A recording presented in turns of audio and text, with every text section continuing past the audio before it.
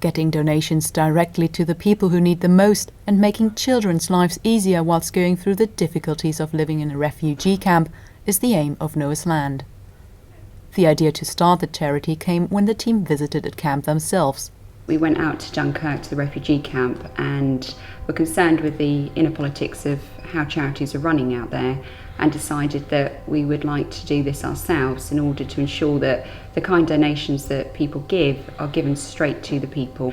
The other thing that has prompted this is the unaccompanied children on the site.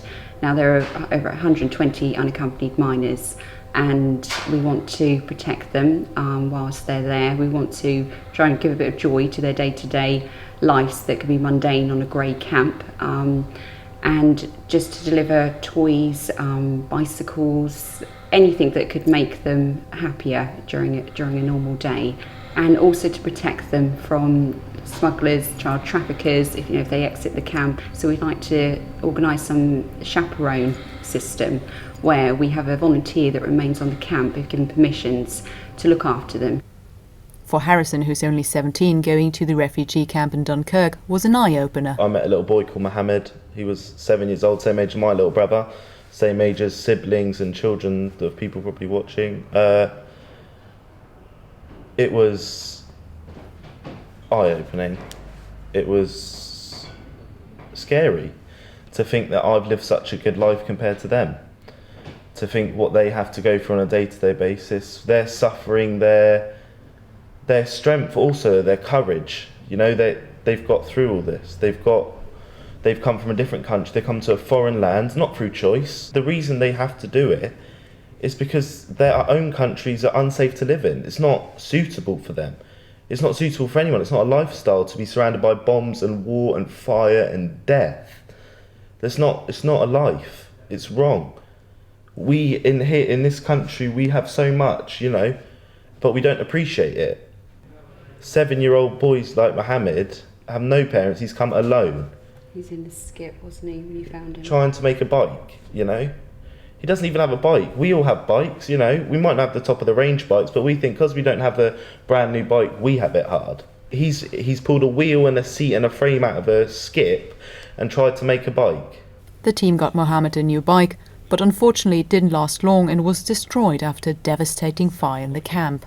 That gave him joy, and it's gone now. What did he own? That does just show their lives, doesn't it? It just, 1 minute they finally get somewhere good and it's all taken from them. But that's what they've been used to, It's happened to them in their home country. Now they come to a foreign country, they've looked for a safe place, they've looked for a new start, and again, taken away from them. And also team member James is still haunted by one experience in particular. He was from Somalia. His mum and dad had been killed. It was quite hard, emotional, because you do think about your own child, 14 years old, or what you were doing at 14. I used to go out and play football. This kid had nothing. He travelled from Somalia on his own, so that was quite harsh. He kept looking at my Lucozade bottle, so we gave him a bottle of Lucozade that he gulped down, sent him on his way, but emotionally it was hard. Me and my friend Tony, when we dropped him off, we didn't talk for about 10 minutes because it's just, you do think about your own kids back home. Noah's Land are now trying to gather more donations for people in refugee camps, and there are still things that they need. They're struggling for shoes. Either their shoes are too small, they've got odd shoes, that their soles are ripped, from the top part of their shoes.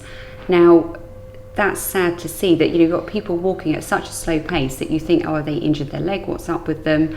And you ask them, and it's all about their shoes. That we desperately need shoes, particularly size 43 men's shoes. It seems really apparent. Children's shoes as well, because they're growing up on a camp, and they may have been given a pair, but they're growing and they need extra pairs. Toys. I'd say toys as well. You've got to remember they're in a camp, they're bored, it's dust and rocks on the floor with a few shacks, It's not a childhood. Anything that can bring them the slightest joy, I think, is important. Those interested in collaborating can find the charity on Facebook. Nicole Ris. For That's Solent.